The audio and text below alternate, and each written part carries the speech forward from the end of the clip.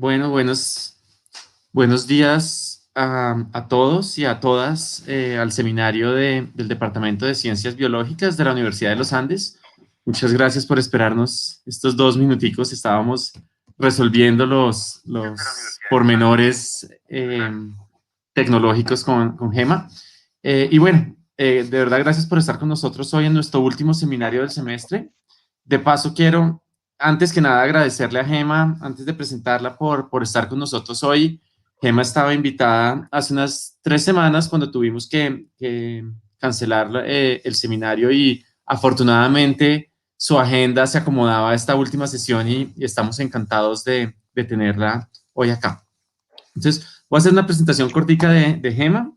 Gemma ahorita es profesora en Michigan State University, está en el departamento de microbiología y genética molecular, y hoy nos va a hablar de este tema de microbios, metales y nanowires, no sé cómo traducirlo.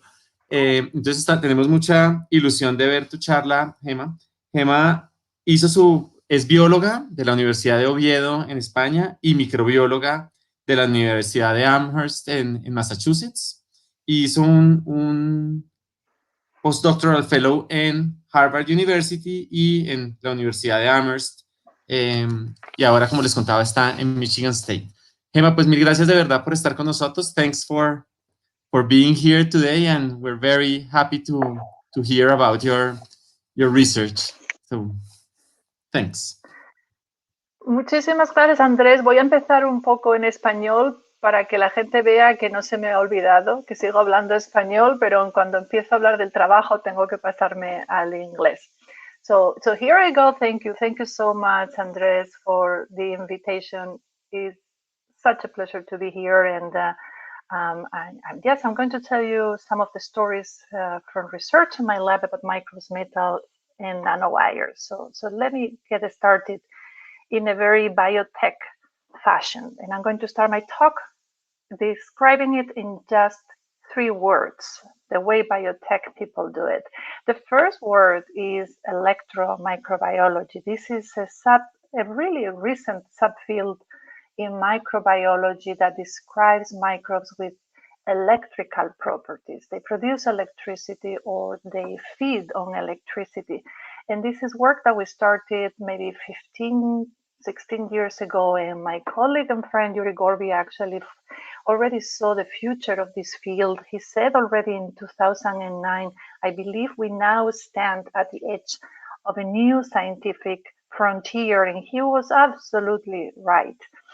The field is intimately connected with the environment, what microbes do in the environment, and how they are helping us really change the damage that we're doing to the environment at the same time. And this really leaves many opportunities for entrepreneurship. And what I'm going to tell you is some of the applied projects in my lab that have really harnessed the activities of electric microbes in the environment for many different biotech applications. So let's start with the centerpiece of the talk, which is electrons. We are going to talk about electrons, and this is the moment where many people leave the room because they fear talking about electrons. Biologists don't know much about electrons, and we are just talking about particles that are full of energy and they are restless. They are always moving. So microbes have really figured out how to get energy from the movement of these electrons. They really master that. And the Nobel laureate St. Georgi actually used electrons to describe and to give them, in my opinion, the most beautiful definition of cellular life. Life, he said, consists of an electron looking for a place to rest. And he was referring to all those restless electrons that generated all the molecules in the hot early Earth that gave rise to the building blocks of life. And for example, I have here for you RNA, how the first molecules of RNA originated using metal minerals as the catalyst to move those electrons. And from here, the first self-replicating RNAs started. The RNA world began.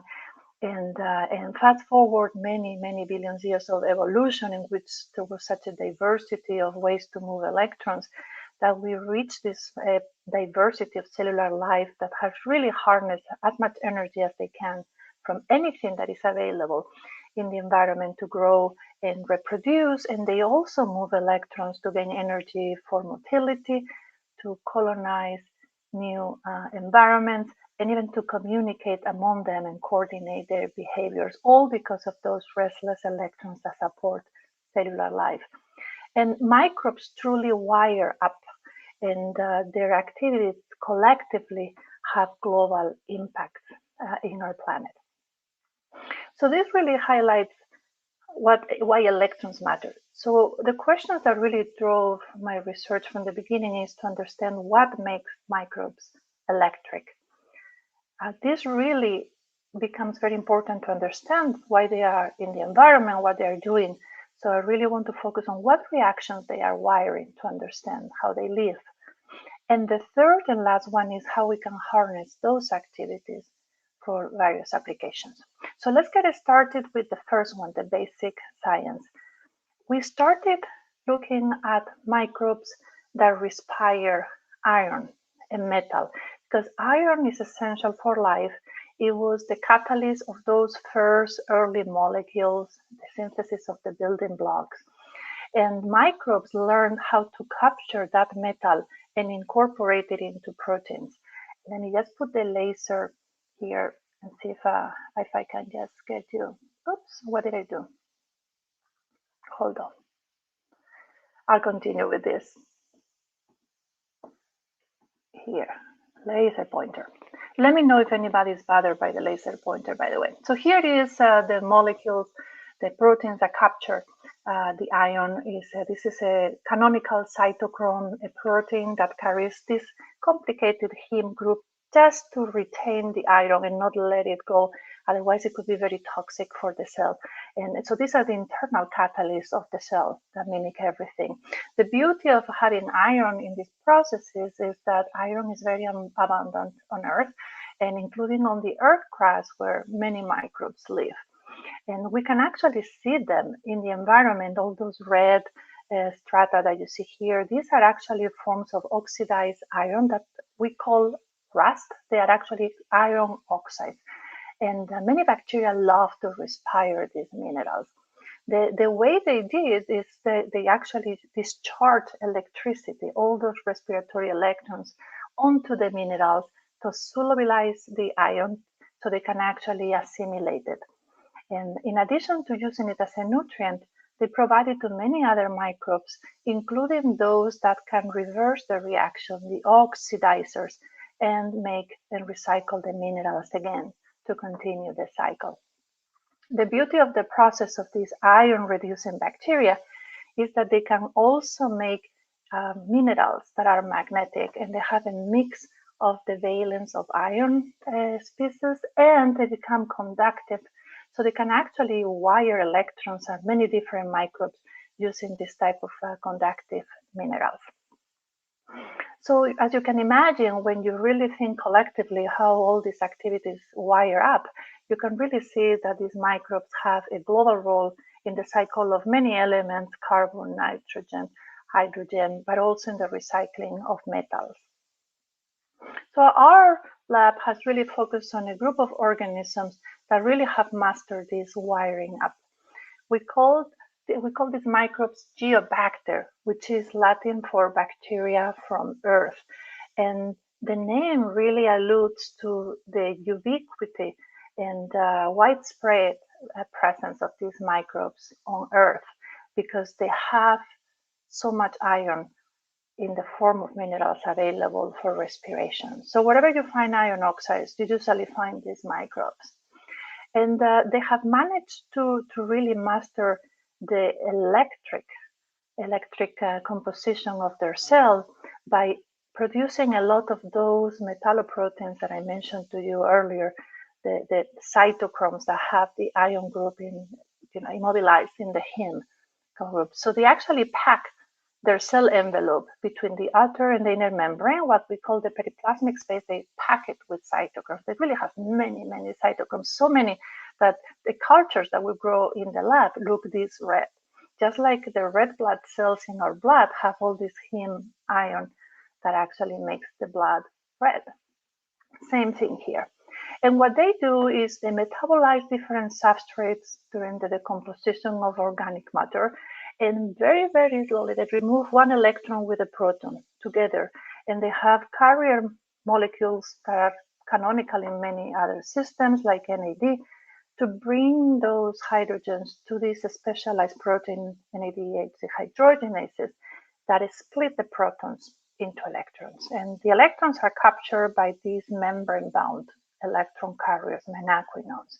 The protons, I'm sure many of you know, they're really what creates a gradient, the proton motive force that the ATPase can harness to make ATP. So this is how they respire and make energy, separating the electrons from the protons. But the electrons have to move all the way up here. So there are still many, many barriers to the electrons for mobility. So what they do is they use all these many different cytochromes to create different pathways to transfer them even across the outer membrane so they can interact with the extracellular minerals. And these are some examples in which we tag with antibodies one of these outer membrane cytochrome that is completely immobilized and contained in a porin. And you can see that it permeates all the cell surface. They are every way to maximize the number of conduits for extracellular electron transfer. The problem with this model is that when you look at cultures of Geobacter growing with iron oxides, which you have here in an electron micrograph, you actually see the cells are pretty much naked. They don't have iron oxides, and they seem to interact with kind of fibral or filamentous extensions with the minerals, which is what you have here in these filaments coated with the mineral. So this really didn't seem like the cytochromes were the ones that were mainly interacting with the iron oxide. So when I look into this in more detail, what I found is that all these matrix here, everything between the cells where the iron oxides are, is permeated by many, many filaments that you see here. And when we did biochemical and genetic studies to understand what the filaments were, we found that they were bacterial pili. Pili is another Latin word for hairs. And they are very common in bacteria. They use it for attachment, for motility, etc. But in these organisms, they appear to be conducting electrons to respire the iron minerals, like as if they were nanowires. So I'm going to just simplify in this slide many years of work in my lab, and I have two papers here if you want to have a look at them to see some of this work, in which we studied how these pili are made.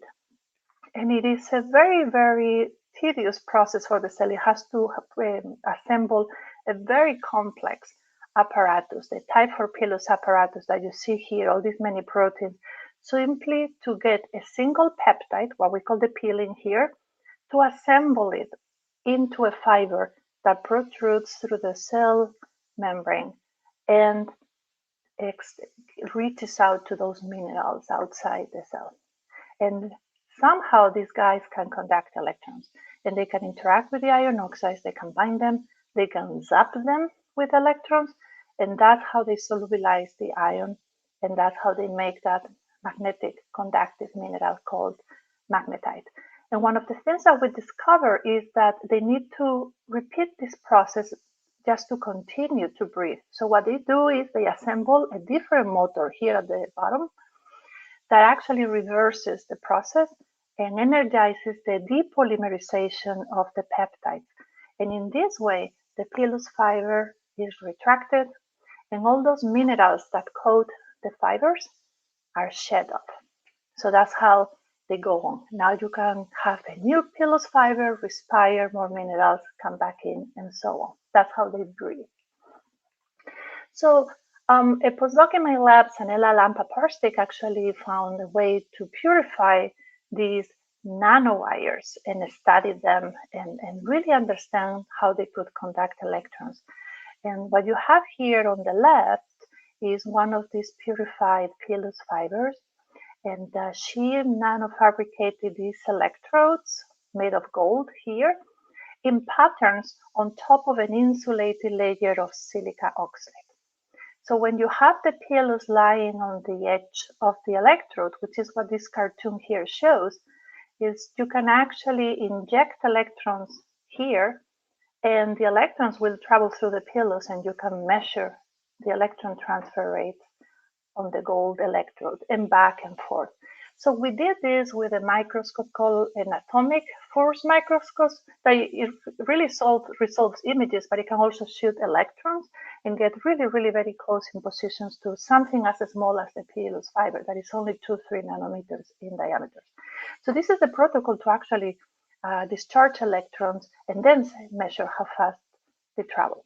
And she did this for many different pilus fibers and different biological replicas and came up with all these many measurements that you have here that really tell you that these wires can actually conduct electrons at micrometer distance. This is, for example, 1.5 micrometers, which is as large as the longest cell, for example. And this was a paradigm in electron transfer. Biological electron transfer was always in the nanometer range. So this was big to discover this. So something else that Sanella did in these studies is study the electrochemical features of the wires. And then she got signatures that people studying inorganic wires, like metal nanowires for electronic devices, associate with a process of charge transfer that is called hopping. Basically, the electrons don't just zoom along the wire. They seem to find steps, and they hop from one step to another. How do they do that? Well, we know however they did it, they were doing it very fast because we were measuring electron transfer rates of 1 billion, with B, 1 billion electrons per second at the very, very small voltages they operate in biological systems. This was really, really fast. Just to give you an idea, cells, when they are respiring iron oxides, they are producing 1 million electrons per second per cell. So this is a huge excess, and each cell is producing many of these guys to discharge electrons. So with Gustavo Feliciano, a professor in Brazil, we have never met, but we have been collaborating for many years. We built a computational model of this nanowire. And what you have in here is in green, a series of aromatic amino acids that we found to be very dense inside the pilus fiber. And in simulations that Gustavo conducted, he found that these guys move, and sometimes they get very close. Pairs of aromatic amino acids get very close to each other, which is the areas, the hotspots that you see in red, and to a lesser extent in green. So there are clearly many ways for those electrons to really jump from one aromatic side chain to the other, something that had been demonstrated in proteins, except that it happened between 2 or 3 amino acids. And note these many amino acids along the wire. So what we did is we actually simulated the effect of removing one of the aromatic amino acids, the tyrosine. So this is the tire one, in which we remove one of the pilin's aromatic amino acids. So you can see that there is still a path for electrons, but it's not as dense as before. So my student Becky generated this mutation in the bacterium, and Sanella then was able to purify those mutated wires and measure the conductivity. So when Sanella measured the conductivity, she found that yes, we can still conduct electrons, but in short distances. As the electrons have to travel further and further away, they find that they don't have optimal paths, so they get lost here and there in these voids. They become trapped. And then you have to really, it becomes harder and harder to move electrons, exponentially increasing the resistance to the passage of electrons, which is exactly what we predicted. So the nanowire model became very, very important because we were able to test all the predictions and validate all the predictions experimentally. So we decided to look more into this model to learn more about what was unique about these Geobacter electrical pili. And what we found is that the subunit, the peptide that makes the fibers, is a very unique pilin. It is a helix, which you see in all bacterial pilins, but this helix is usually like a big lollipop with a globular part engulfed. But in Geobacter, that is all gone. It's just the helix and then this tiny little coil. So it's a very small, short, mainly helical peptide, which are conditions that we know that favor electron transfer in biological systems, in helical peptides in particular. But it's also packed with aromatic amino acids. There is a high density of aromatic amino acids to enable conductivity.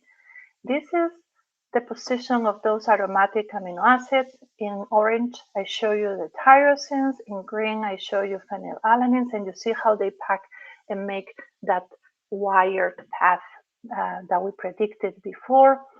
When you look closely to the structure, as you see in here, you get the more detail of how disorganized they seem to be.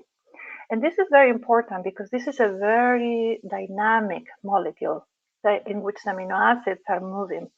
And what we see is that unlike metallic conductors that usually force the benzene groups to be very close to each other, very rigid configurations to move electrons, the nanowires that we were studying actually has these type of geometries, what we call T-shape or parallel displays, that actually favor multi-step hopping, as we had predicted. So this is the model that we proposed, that those side chains were actually steps for those electrons to move. And if you cannot imagine this, I would encourage you to think about pinball machines. I'm sure some of you have played pinball machines. And you can see how when you give energy to the ball, it starts bouncing from one barrier to another. This is what these electrons are doing, getting energy from that interaction and moving to the next step. And we were able to measure the signatures of this transfer using a very similar microscope to the atomic force microscope called scanning tunneling microscope. We also have a tip that actually shoots electrons, but this is a gigantic microscope that is, gets the sample inside a vacuum chamber, so there are no interferences. So we can actually measure very precisely the charge movement across and along these structures. So this is some of the conductance plots that we can generate. And you may wonder what they are. Well, what we see is that as you increase the difference, the potential, negative versus positive, for the electrons to travel across a field, what you see is that there is a direction that moves the electrons faster than the other direction. And the direction that they favor is the biological electron transfer from the cell to the mineral. And something else that was very unique is that when we stopped the voltage, we should have had those electrons rested. They shouldn't be able to move. But you can see this line here is what in physics is called the Fermi level. And these are electrons that are constantly being restless, moving, and they never reach 0 point. So this was really very interesting. We have many restless electrons in this molecule captured in the nanowire. So what we did is that we froze them. We froze the samples, the pili, with the idea that we should be able to freeze in place those steps, those aromatics, so the electrons are no longer restless. And what you can see is that we were able to really insulate the nanowires in this range. I mean, at very large voltages, you eventually push those electrons away. But this was remarkable, that we were actually having a temperature dependence that is predicted for the electron hopping. So what else did we learn from the model? Well, we learned that there are positively charged amino acids in blue and negatively charged amino acids in red, that they actually form salt bridges and they keep the subunits very close together, so they maintain the proper alignment of the aromatics. These are very strong bonds. And we also learned that each of the subunits has that little coil coming out like a hook. You can actually see one here. And they make a chamber of negatively charged amino acids, that's why they are so red, that are perfect to attract and bind positively charged metals. In fact, one of my students, Becky, decided to do computational models with uranium, which is something that we had evidence that could be bound to the pili that the bacteria could interact for, and she demonstrated that they could actually find specific ligands in this chamber that could position that metal very close to the aromatic amino acid here to transfer the electrons and reduce it. And I'll show you later, but experimentally we were able to replicate this and get the whole atomic distance of this chamber for the binding of uranium as well. So with this question answered, or partially answered, we started to really learn more about what reactions they wire. And after that, we'll go into the harness and the biotech applications. So my student, Becky, really looked at this model and did the docking experiment and really discovered this ability to get divalent metal cations placed properly inside this metal trap for the reduction. So the question was, is this the only reaction? How do they do it? Can we experimentally demonstrate it? So my student Dina decided to do the experiments to demonstrate that. And what you have here is just the result of many years of work in which she developed conditions to demonstrate that the cell which you have here in red or in orange, and you can see maybe in yellow some of the nanowires, they can actually bind the uranium, which is this hexavalent uranium that is soluble, and that's why it's so dangerous as a contaminant, and it makes the solution yellow. They actually bind it and they zap it. They transfer respiratory electrons and they make minerals that called the nanowires, which is what you have here in black. And this is how we see the reaction in the lab, for example. And this was huge because we knew that geobacters seem to be in the environment. We could stimulate them and uranium concentrations would go down and uranium could get mineralized. But we didn't know that there was a biological mechanisms for that link in those processes. So this was a big discovery. And what Dina did is experiments in which she would just grow geobacter under conditions that prevent the assembly of the pili or mutate the bacteria so they no longer have the subunit. They are not piliated anymore. And you can see that they cannot interact with uranium. In fact, they don't do well. The uranium can be very toxic, so they die. And the cells with the nanowires do much better because they can zap the uranium outside the cell and prevent it from getting inside the cell. In fact, Dina was able to genetically engineer a cell that was overproducing the pili, a hyperpiliated cell. And this one was a beast. It was able to really remove all the uranium, do it much faster, and it was even more protected because the cell was not getting the uranium in. And the periplasmic space with all those cytochromes tends to have an affinity to get the uranium and make minerals inside the cell envelope. And this is really the experiments when we characterized the mineral that was associated with the nanowires and where we were able to get all these at the atomic environment with all these potential ligands that match carboxylic groups of amino acids and this type of hydroxyl group that could come from the tyrosine. So this experiment really, we obtained this experiment much earlier years until Becky was able to do the computational modeling demonstrated. So it was a really nice way to bring together experimental data and computational modeling. One of the things that puzzled us from these experiments was the finding that the cells were able to immobilize a lot of uranium, and 75% of that uranium was converted into the mineral by the nanowires. So but we didn't know what happened to the other 25%. Somehow the cells were able to immobilize the 25% of uranium in a way that it was not zapped with respiratory electrons. It was sequestered, but not reduced. So we started to think about where is that 25% of uranium. And somehow we focus our attention to the cell surface because look how clean it is. It does not allow the uranium to penetrate although the nanowires are only assembled on one side of the cell. So all the action for mineralization happens here. But how is the cell protected from the uranium that comes from this way, for example? So my student Morgan decided to look at the lipopolysaccharide that coats the outer membrane of most gram-negative bacteria. So you may have seen in textbooks that gram-negative bacteria introduce these unique lipids called lipid A to anchor these sugars that make an inner and outer core, and then attach repeated chains of sugars that we call O antigen. These are very important in pathogens. We know a lot about this lipopolysaccharide, and we call it a smooth because it has this O antigen. And what we know is that Geobacter cells are not coated with this canonical lipopolysaccharide. They actually have a truncated version of it, what we call a rough lipopolysaccharide that does not have the red portion, the O antigen.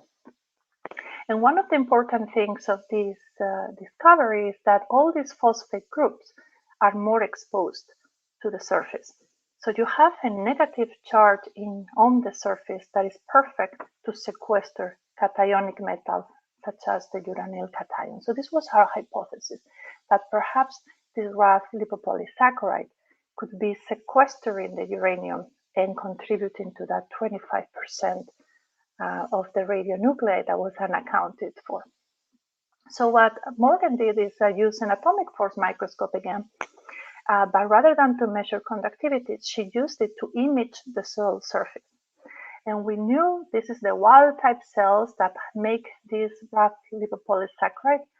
They actually is like a polymer that coats the cell. So when she scanned the surface by tapping on it with this tip, she found that it was a very smooth surface and didn't allow the tip to get close to the outer membrane. So these are the images that she collected. So then she made a mutant that actually was missing one of the branches. So now there is the potential for the tip to get closer to the membrane. And how do we know that? We are imaging some more roughness on the cell, but you can see a little scratches here and there. These are really what happens when the tip is touching the membrane and it stays there. Let me bring more water. And then she made a mutant that completely removed the LPS. And you can see all the scratches. Sorry guys, this is all the allergy. So you can see that this is terribly affected and that the cell is getting all this roughness and all these scratches because it doesn't have the protection. So what happens when it's exposed to uranium? Here is our wild type. It has the LPS, so it can sequester the uranium. The cells are here not stained, so you see them as gray because they capture and sequester the uranium. You can see the mineralization on the nanowires. The cells actually have higher viability. They have the two barriers. When we remove some of the branches, some of the uranium goes in and it starts to mineralize the inside the cell envelope. Some cells suffer if we get these L forms because they have lost the outer membrane completely to prevent the mineralization. We see some portions of the outer membrane opening up, and this is a bleb, which is really the inner membrane coming out, bleeding out. And when we remove the lipopolysaccharide, then the cells have absolutely no LPS protection, so they cannot sequester that uranium. The uranium penetrates. There is massive mineralization of uranium inside the periplasmic space. You can see that the cells become very, very dark because they are literally mineralized. A lot of these L forms that have lost the outer membrane. The cells are suffering and they don't recover well. So here we have a new mechanism for sequestering the uranium in addition to having those wires. This is a paper that we have in review. So you guys are the first ones to know about it. And what Morgan also found is that if the cells are actually releasing outer membrane vesicles to actually remove and eliminate some of that uranium. So once the cell gets saturated, The cell is always making outer membrane vesicles to remodel the outer membrane and the LPS.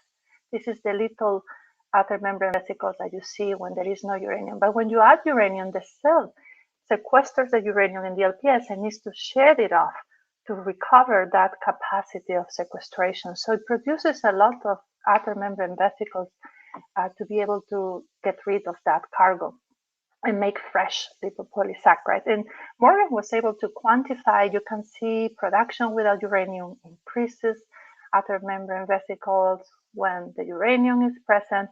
And if you introduce the LPS mutations that I showed you before, you can actually see that the cell needs to produce more and more outer membrane vesicles to get rid not only of any LPS-bound uranium, but also any uranium that has mineralized inside the cell. It literally is trying to get rid of all that stressful mineral that is accumulating there. So this is another pathway that we discovered that we are now exploring to really understand how outer membrane vesicles could actually help with detoxification of uranium. The important thing is that under normal conditions in the wild-type cells, we know now what happens. The pili get the 75% of the uranium immobilized and mineralized, and then the lipopolysaccharide complements that by shielding the cell and sequestering uranium. So the cell is totally protected. But for practical applications, we became very intrigued about this ability of a peptide fiber to be able to do so much immobilization of a radionuclide and then to be able to remove it from solution and convert it into a mineral. So it's no longer spreading and it's no longer dangerous. So this really brings me to the last question that I want to cover today in the talk is how can we harness these activities, focusing on the nanowires. And we went back to our model because it was just so useful. If here you have the subunit that makes the pilus fibers, these are all the amino acids that we studied genetically. You can see the aromatic amino acids, phenylalanine, tyrosine. You can see the amino acids that have negative charge or positive charge to make those salt bridges. And there is this part here that is very important for that big protein apparatus to recognize the pilin and polymerize it on the cell.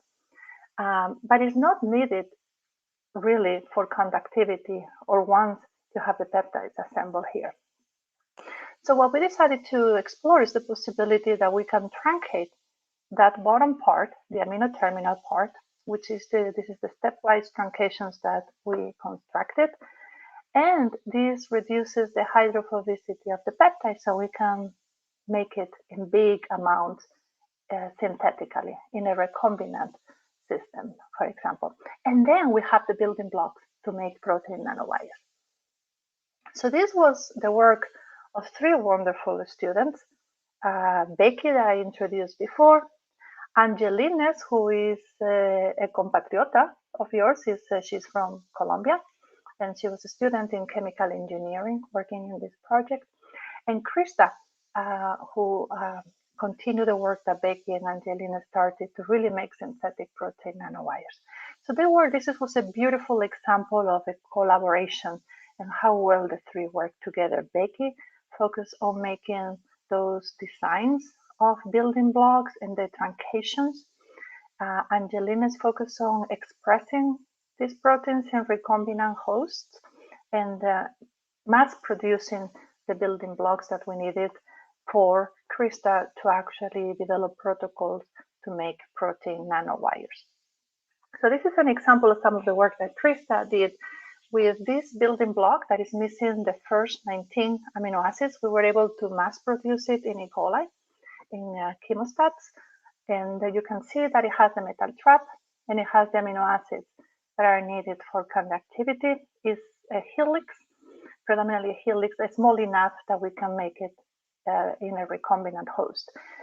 And this is after a protocol that we developed to assemble them in solution. There are no cells here involved, just chemicals in a tube, and we assemble them into fibers. These are about 1 micrometer long on average.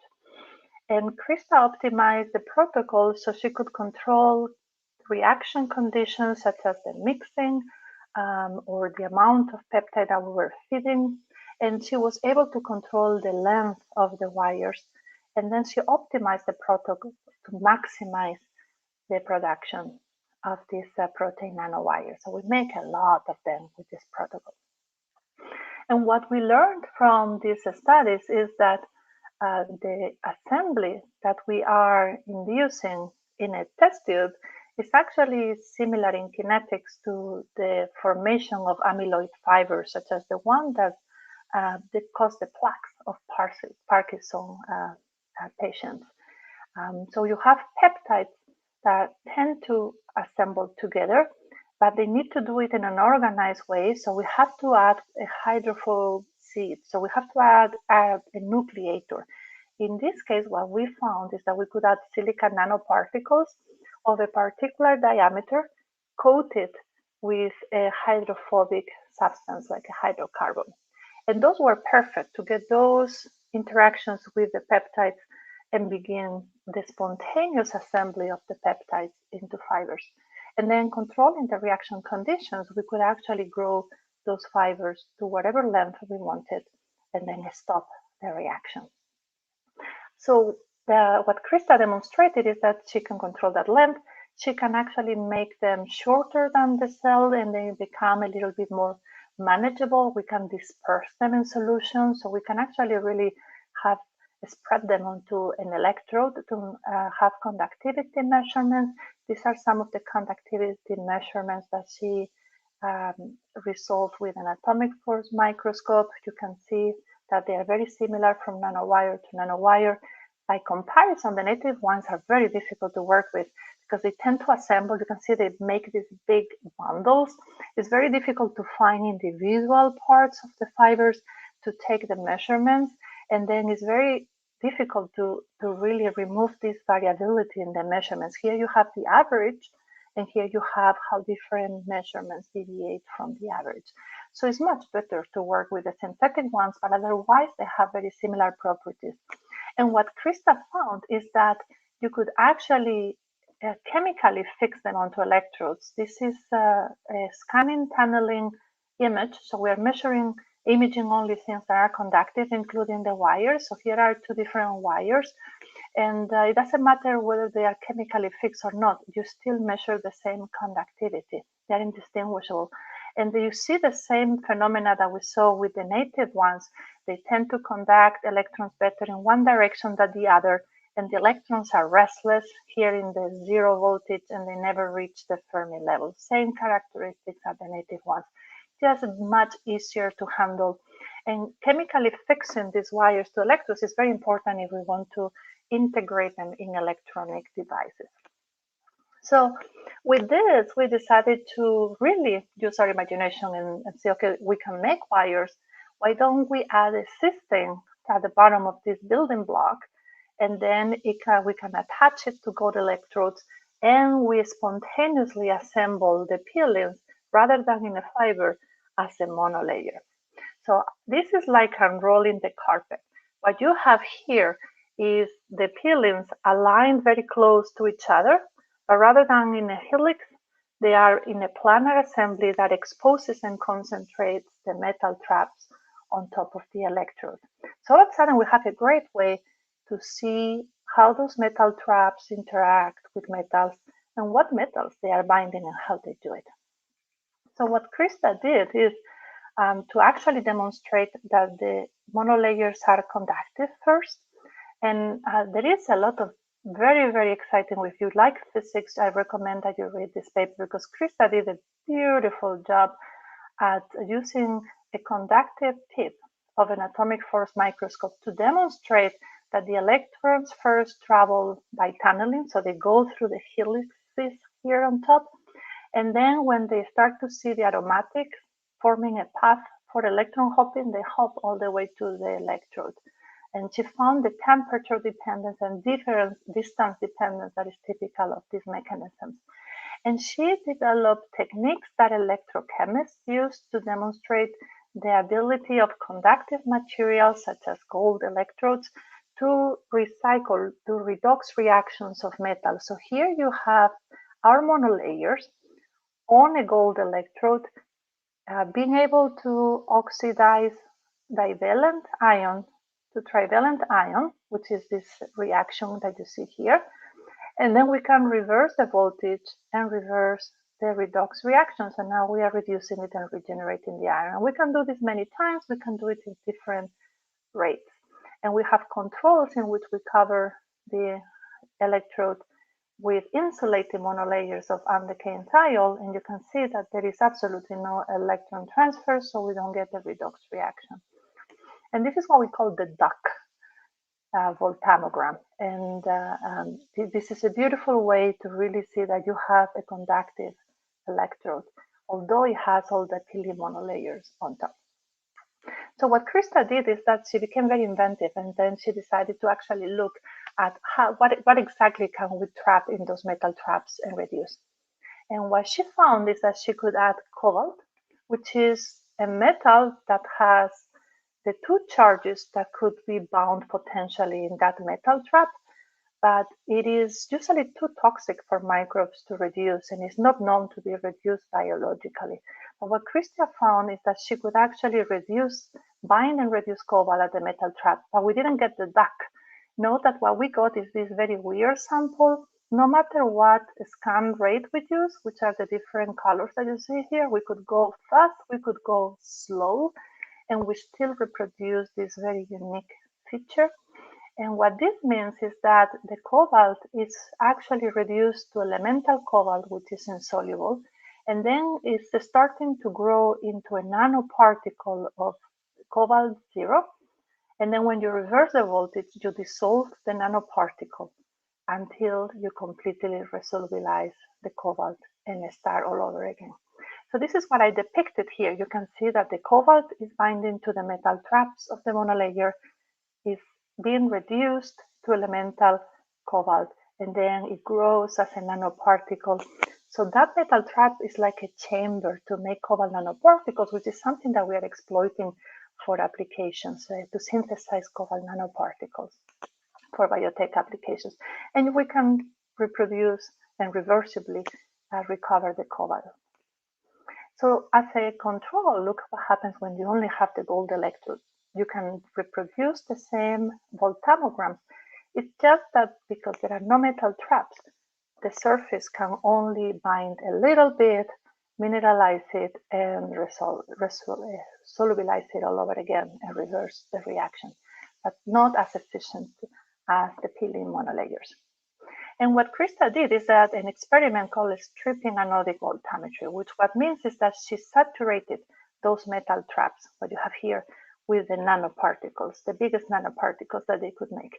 And then she started to solubilize them and counted how much time it takes to get all the cobalt out of the metal trap. What she found is that it takes at least a minute to get it outside of the metal trap. And this really did regardless of the potential that she was applying. So between 45 seconds to a minute, and by comparison, because there are no metal traps on the gold electrode, and then this reaction happens very fast, and the cobalt is not retained at any traps. This happens very fast, and in a few seconds you can do it with the electrode.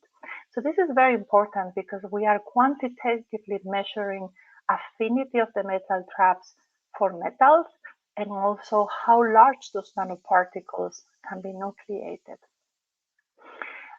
So to finish the talk today, I want to bring you back to the environment a little bit, because this was a lot of fun and we got a lot of applications out of this. But this really, the question that we wanted to answer is, could it be that these nanowires bind cobalt because the cells use the nanowires to mineralize cobalt in the environment? And as I said before, this was something that was not considered to be true, because of the reduction potential of cobalt is not biologically energetic enough, thermodynamically not favorable, and cobalt is really very toxic for cells. So how would this happen? So what I'm going to show you to finish is the work of two of my current grad students. Marcela Tavares started this project. She actually trained Hunter, who continues the project now. And Marcela, you may recognize her because she graduated from the University of Los Andes a few years ago, and I was very lucky to hire her as a research assistant, and now she's a PhD student in my lab in a different project. So Marcela and Hunter decided to look at the environmental role of Geobacter in cobalt cycling. And if you want, we published the first paper from the work last December, so I encourage you to check this reference. So what we found is that the geobacters, when every time they're using the nanowires to respire iron oxide, they are also using it to respire manganese oxides, for example. And these minerals actually trap high concentrations of divalent metals such as cobalt. Cobalt is very reactive on these minerals. So every time they are respiring the iron oxides, they are releasing concentrations of cobalt.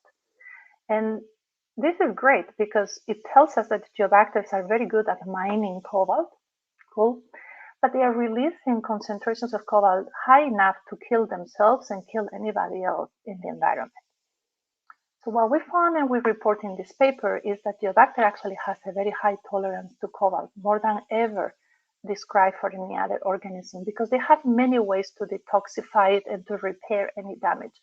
But the important thing, and I'll tell you a little bit more of what we know later, is that they make the cobalt into those nanoparticles that I showed you before, and they coat themselves with the nanoparticles. It's like Iron Man wearing its suit.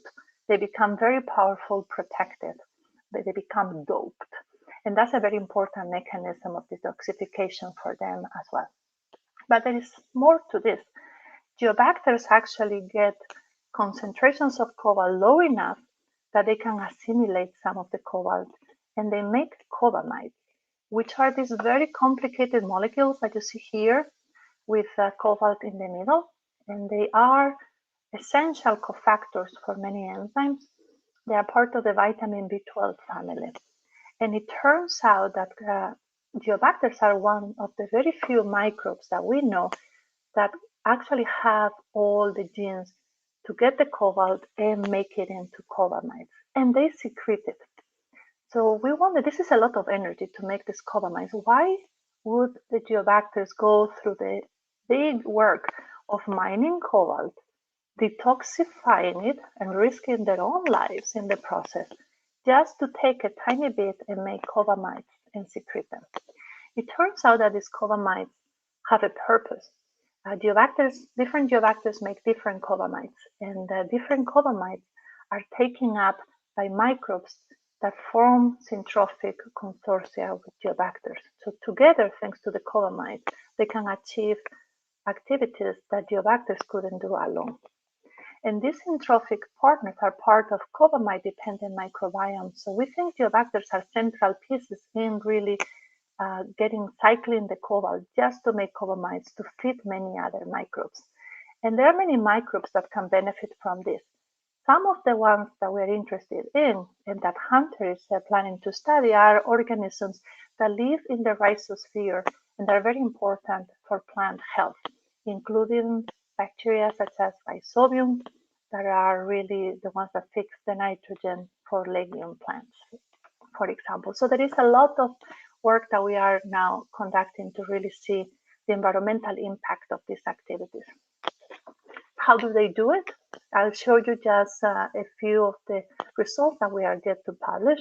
It turns out that if they don't have the nanowires, they can grow with high concentrations of cobalt. In this case, we are showing you 250 micromolar, which is quite decent. And compared to the control, you can actually see that the generation time, which is how long it takes them to double, is a little bit longer. They're not as happy, but they can still live. But they need to detoxify, need to pump it out, they need to repair damage, etc. And what we see under the scope is that they actually mineralize on the cytochromes the cobalt. So you see the cobalt nanoparticles, these speckles that you see here are the cobalt minerals. But when they have the nanowires, which is what you have here, they have no defect. And when we look under the scope, you can see that the cobalt mineral is associated with the nanowires, and the cells are completely intact. what we think is happening is something very similar to what we saw with uranium, that perhaps the lipopolysaccharide is also sequestering the cobalt and protecting them. It definitely has the chemistry to do so. And the nanowires are the ones that mineralize the cobalt. And this is very interesting because the first reduction of cobalt by the cells is probably not energetically favorable. But once they make these first nanoparticles, they get the Iron Man suit. They become doped, metallized, and they can probably accelerate the next reactions of cobalt and perhaps of other metals. So we are defining thermodynamics here when we study these organisms, and we're conducting experiments trying to understand what advantage it could give them to get this armor of cobalt minerals on top. In the process, we are really putting pieces of information that we had no idea before, high-throughput non-biological reactions of the cobalt cycle by microbes thanks to Geobacter. And the most important one is the one that I show you, to detoxify to make these minerals, and who knows what role these minerals play, and then get all these cobamides to support full microbiomes with them. From an applied point of view, we are very interested in looking at not only the natural minerals to mine cobalt, but also electronic ways. To look at the global demand for cobalt in industry. Rechargeable batteries take a lot, super alloys for space materials, and a bunch of other industrial applications. Electronic waste has cobalt and is the largest growing waste in the planet. And then the problem with cobalt is that it comes from very, very small areas in the world. Most of the mining comes from this area in Africa that they call the copper belt. And there are a lot of foreign interest in controlling mining in this copper belt, but also processing that seems to be concentrated in China. So you can see that there is market control, and we depend on that cobalt for having affordable electronics and really just having electronics. So it would be great to be able to use geobacters to mine cobalt the electronic waste, the same way that they do it in the environment. We also have now synthetic platforms in which we can control the specificity of the metal traps to perhaps remove cobalt from solutions that have mixed metals, and add specificity during the normal recycling of electronic waste to be able to really harness the metal traps and maximize its recovery and reclamation from the waste.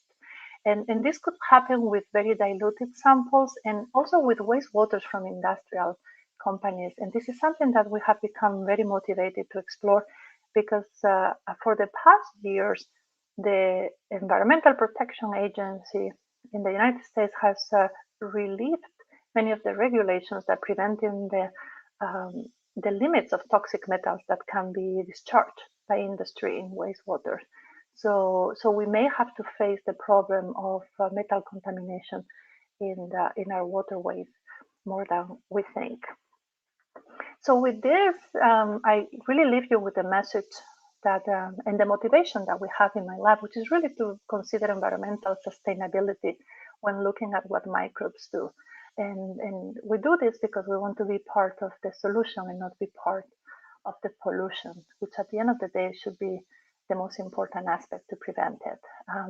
So with this, I leave you with the acknowledgements. A lot of people that I have mentioned. I just highlight here Morgan, Hunter, and Marcela, who are current students in my lab. I highlight the two Colombians, so you should feel very, very proud. These have been some of my best students, and their work is simply amazing. So I encourage you to consider doing work in the United States.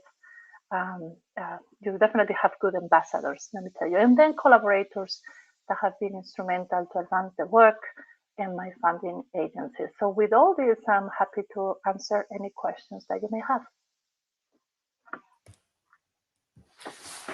Thanks, Gemma. This was a very, very inspiring talk. I think it's been a while since I didn't hear so many new concepts, but also you walked us through the talk very smoothly, and it was extremely interesting. There are several questions. They went like in order according to your talk, so I'll just post them, and you can read them also, and I can read them too when I. So Santiago asks, could we use these nanowires in biotechnological application? I guess you touched that at the end of the talk. Yes. Hold on. I think I lost some of what you said, Andres. Can you hear me? Yes. Okay. So Santiago, okay. Santiago was asking about the applications. So I showed you some of the applications. Yes. So I show you some of the applications, but I can tell you what our vision really is. Our vision is to make electrodes that mimic exactly the cell surface of the cell. So we can have the lipopolysaccharide to sequester metals, and we can have the nanowires assembled vertically, what we call a nano brush. Because all of a sudden, you have an increased capacity in a very small electrode. You can have a tremendous amount of capacity to immobilize toxic metals and radionuclides. And by controlling the voltage of the electrode, you can actually zap them and mineralize them. So it's a great tool for reclamation. So this would be my dream. And maybe in 10 years, you invite me to give another talk, and maybe I can show you biomimetic interfaces of nanobrushes with the nanowire. So that's a promise. Definitely, Gemma. You're scheduled already for 2031. Let me put it on my calendar, 10 years. Okay. There's a couple more questions. Martha's, have this pili another function like addition or HGT? We look for the longest time into the ability of the nanowires to maybe, because they retract, we thought that it could be like other bacteria, that these nanowires could be protruding and attaching to surfaces, and then they would retract and propel the cell and translocate the cell. So this is what we call twitching motility. And we could not find ways to demonstrate that experimentally, although we had experience. I actually had experience working with twitching motility assays. We try in every possible way. So at least under the laboratory conditions that we are testing, we don't see that. What we did see, and this is very interesting, I didn't talk about it today, but we have projects in the lab in which we stack cells as a biofilm on electrode, and the wires literally wire the biofilm to the electrode, and we can harvest electricity. And then we can play around using these bioelectrodes to clean up fermentation reactions, and we can do a lot of wonderful things with them. We know that if the pili cannot retract, the biofilms that form on the electrode are very, very dense, but they are not as efficient per cell as the wild type. So having the wires retract may help the cells have the appropriate distance to transfer the electrons and harvest electricity as well. But this is the indirect evidence that we have. And this, when we remove the retraction motor, the cells become hyperpileated. So they have more pili. They should be able to grow and to produce more electricity, but they don't. So there is a function in there that could, maybe they cannot move on surfaces because these are very specialized pili. They are thinner. They don't have that globular head that could allow to attach, for example. But that retraction could be critical to keep cells in aggregates or biofilms at a very particular distance within each other. I think that's the function.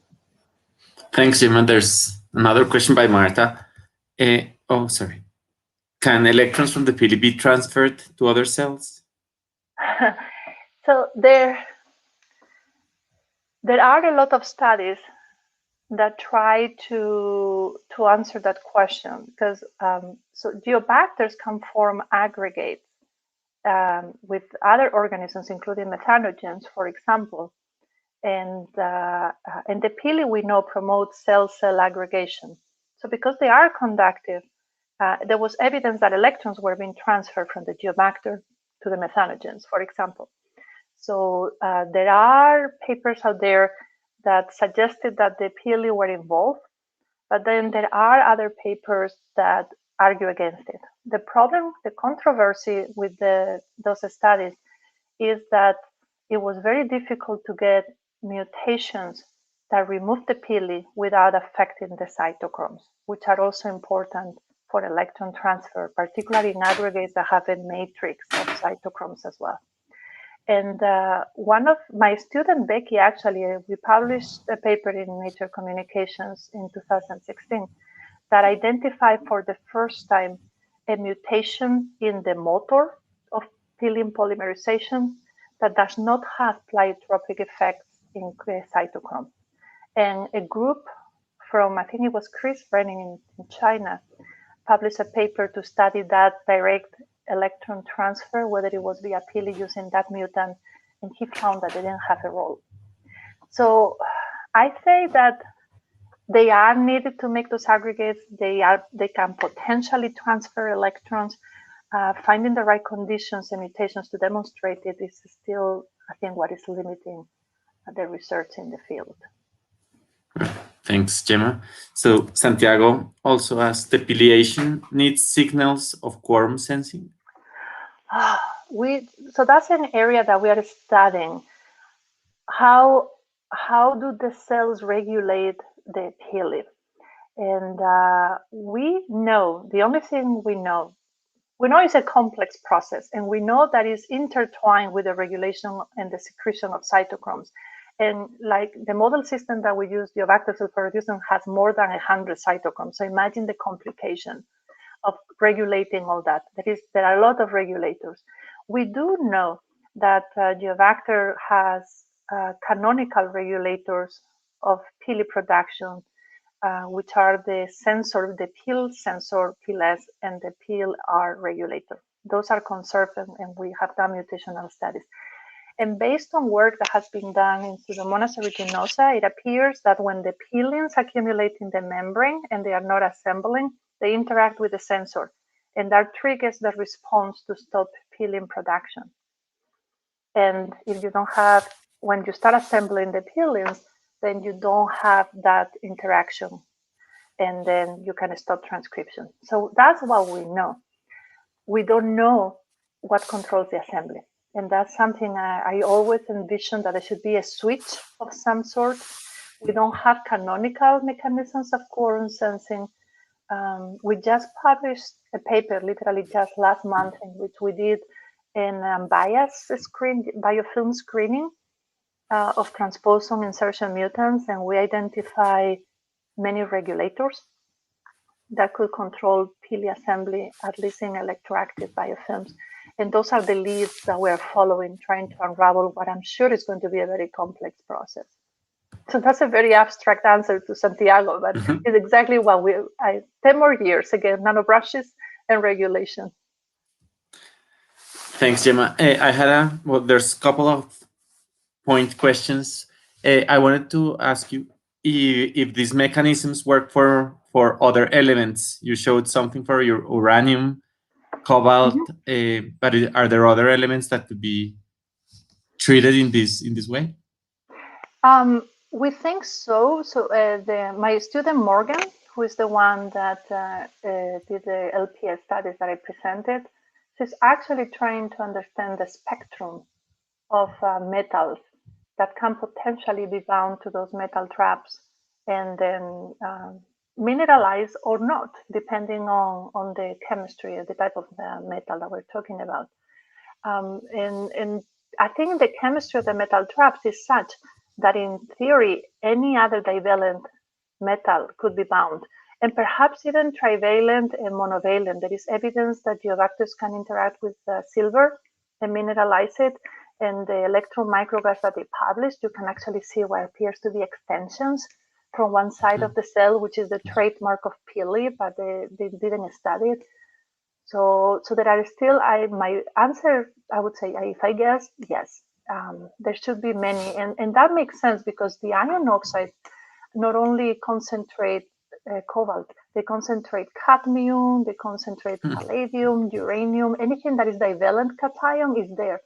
So that's exerts selective pressure in the environment for these microbes to have a mechanism that could actually non-selectively bind all the different metals, cationic metals in general, and zap them.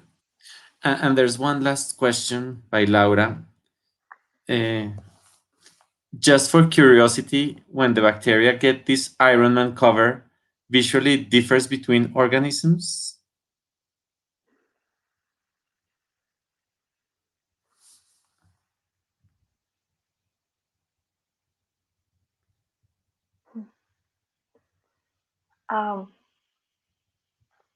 So this Iron Man cover, we have only seen it with cobalt.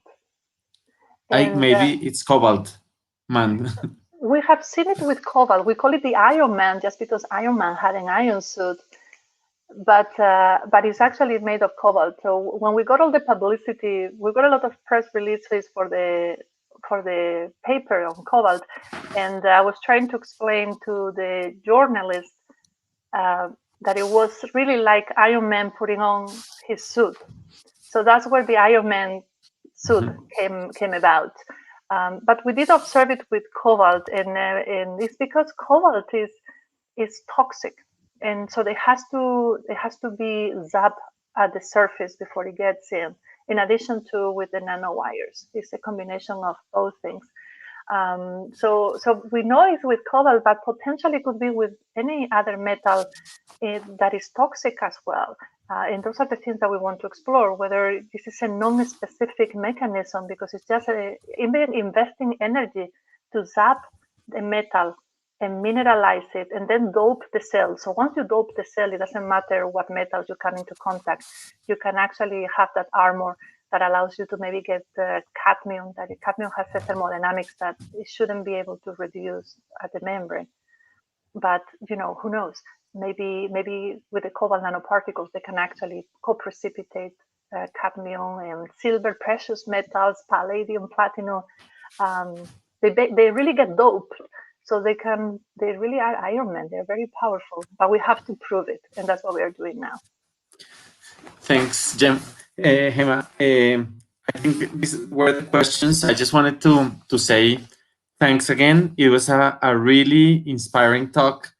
I can say I was moved by two things. First, the very nice collaboration you have with so many students and other collaborators. It was very nice seeing a very diverse lab contributing to these incredible topics. And also, somehow during your talk, Gemma, I was impressed first with science, the ability of a species like us to get to know all these details, but also of nature itself. It's fascinating it's marvelous to see that these things happen. It's almost difficult to explain. So really thanks for guiding us through your talk. It was very inspiring, I guess, for all of us here. And definitely we want to have you here in 2030 to hear about your most recent research. So thanks. En español voy a decir muchas gracias también a todos y a todas los que estuvieron con nosotros hoy en el Seminario de Ciencias Biológicas. Como les conté, es el último del semestre y les estaremos informando si hacemos algunos seminarios en el intersemestral y cuando empecemos el próximo semestre otra vez con estas charlas tan maravillosas. Así que muchas gracias y feliz tarde. Y Gemma, muchísimas gracias. Fue una charla de verdad muy, muy inspiradora. Muchísimas gracias a vosotros. Bueno, hasta luego y gracias a todos. Feliz tarde.